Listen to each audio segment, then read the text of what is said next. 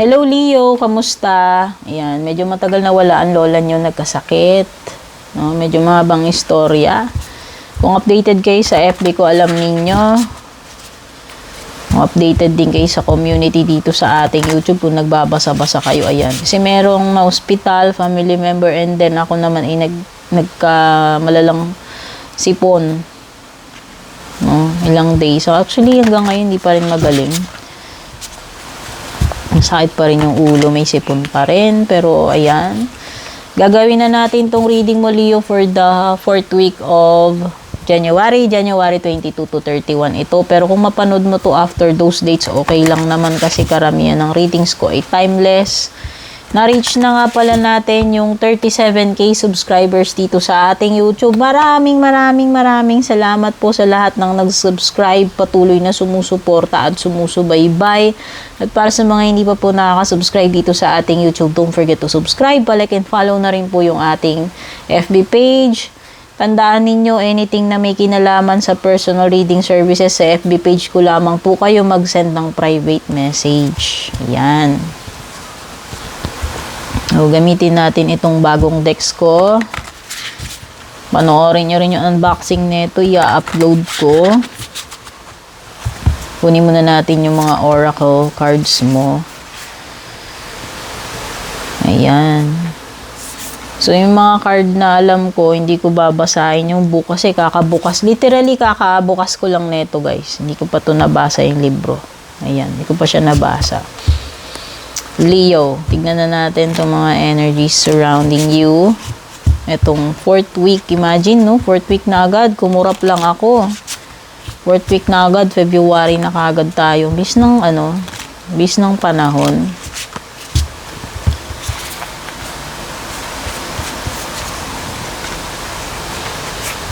Natin yung mga card ninyo.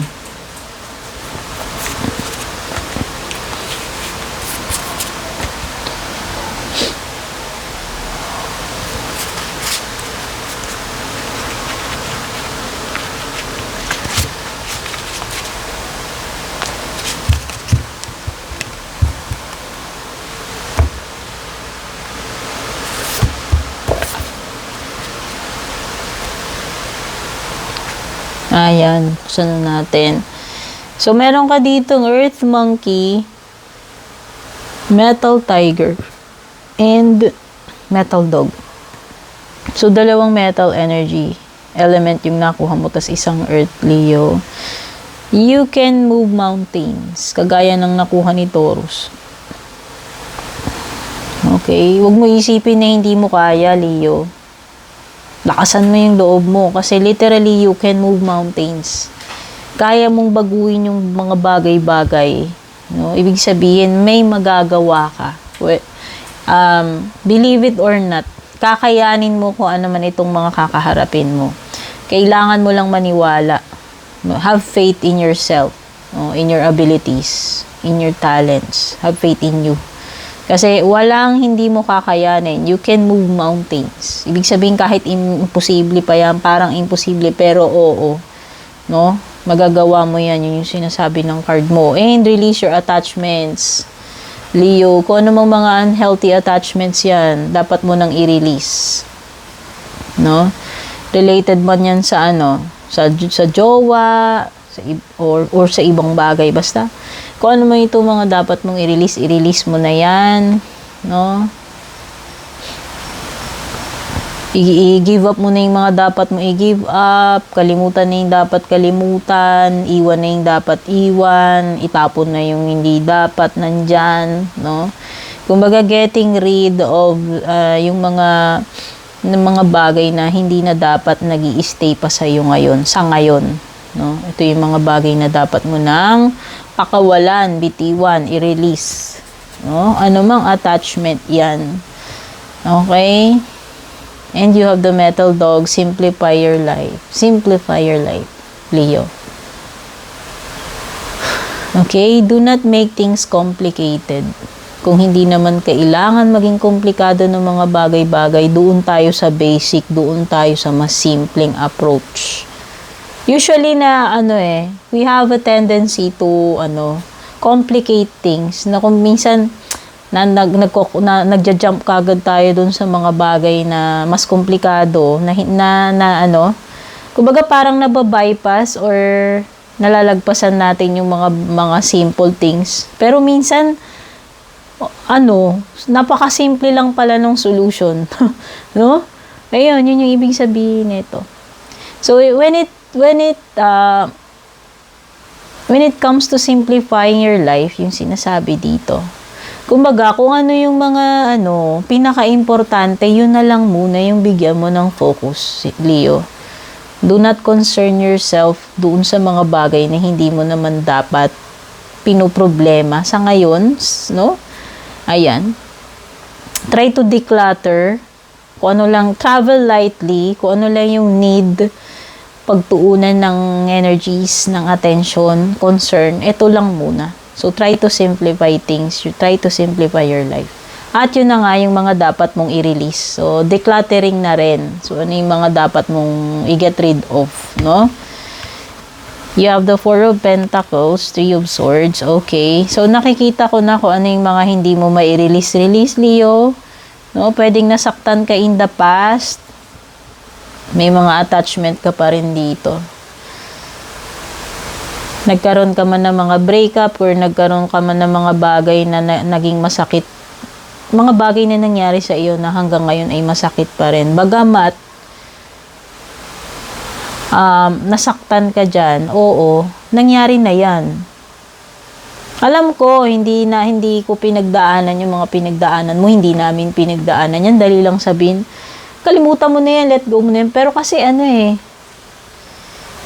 yun din yung yun din yung nagpapahirap sa iyo. Yun yung tumutorture sa iyo, nagpapabigat sa buhay mo. Yun yung tumotorment sa iyo.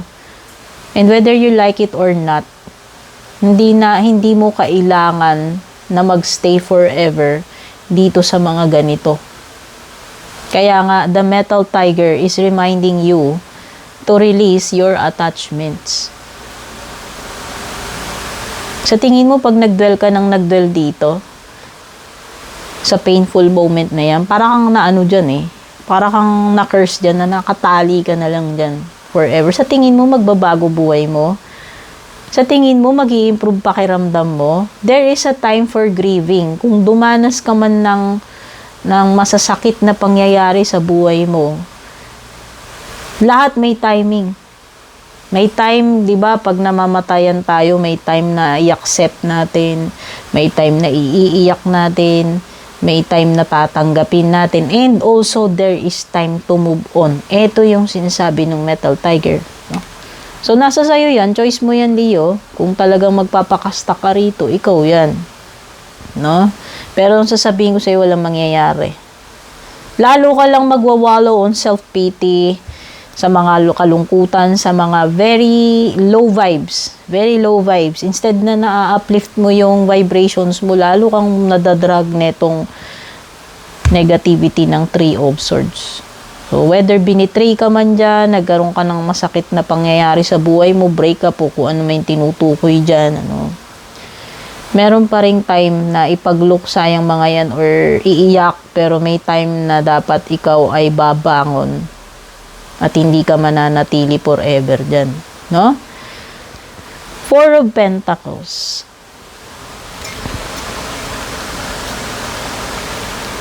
Huwag ka muna masyadong magastos ngayon, Leo.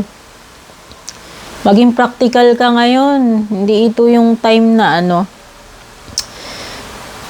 kailangan maghigpit ng sinturon, kailangan na maghigpit ka muna pagdating sa paggasta-gasta, lalo na kung alam mo naman na, kumbaga pagbabudget, alam mo naman, ano ba yung tinitake home mong pera, aba, tignan mo. Hindi ka pwedeng happy-go-lucky, hindi ka pwedeng banat ka na lang ng banat. So, ito yung time na magtabi-tabi ka ng pera, kasi hindi naman laging swerte. Oo, binibigyan tayo ng grasya, ng mga milagro, sa mga pagkakataon na gipit tayo, hindi naman laging may tutulong din sa iyo. No? Hindi rin laging may milagro. Dapat nagiging wise ka rin. Yun yung tinuturo neto sa iyo. Okay? So, lalo na pagdating sa pera, ha? Hindi laging one day millionaire, hindi. Paano na kung wala nang tutulong sa iyo? Oh, 'di ba? Paano na 'yun? 'Di ba? Sarili naman natin tutulong sa atin. Yun nga, kaya nga maging wise ka dito. Maging ano ka, sensible yan. Sensible is the term pagdating sa pera. Kasi hindi laging meron. Six of Cups. This pertains to childhood happiness. Yun nafe-feel ko. Parang may mga memories dito concerning anak or father, no? Mag-ama energy. Oh, parang may mga memories na nire-reminisce ka about your father or your son kung may anak ka na. Ayan. Merong past energies na bumabalik-balik, no? Pwedeng may mga namimiss ka, naalala ka, mga pangyayari in the past na nanunumbalik sa iyo. You have the Queen of Wands. Pwedeng may fire sign energy, Aries, Leo, Sagittarius. Whether ikaw ito or you're dealing with another fire sign. Diba sabi ko nga, maging confident ka. Baka nawawalan ka na ng kumpiyansa. Very low na yung self-esteem mo. Kailangan mo uplift yung sarili mo. Shift your energies. Maniwala ka kasi you can move mountains. Yun yung sinasabi nung card sa iyo, Leo. Magtiwala ka sa kakayahan mo. Magtiwala ka sa talents mo. Magtiwala ka sa sarili mo. Huwag mo i-down yung sarili mo. Hindi ko sinabing magpakapal ka ng mukha, maging conceited ka. Kailangan mo ng confidence right now, Leo. Yun yung magpo-propel sa iyo na makaalis ka dyan sa ganyang negative thinking and sitwasyon. And you have the Six of Wands. You will be victorious, no? Sa tingin ko, magiging successful ka about something itong 4th week. Kung ano man yung gagawin mo, Leo. Diba? Sabi ko sa'yo, maniwala ka lang kasi you can move mountains. Magtiwala ka lang sa sarili mo. Yung sinasabi ni Queen of Wands, no? Kasi meron kang magagawa. May ma-accomplish ka. Mapupuri ka nga dyan actually. Ayan. Okay, you will gain popularity or ma-acknowledge nila, mabibigyan ka ng merit. Ma-acknowledge nila yung ginawa mo dyan. Okay?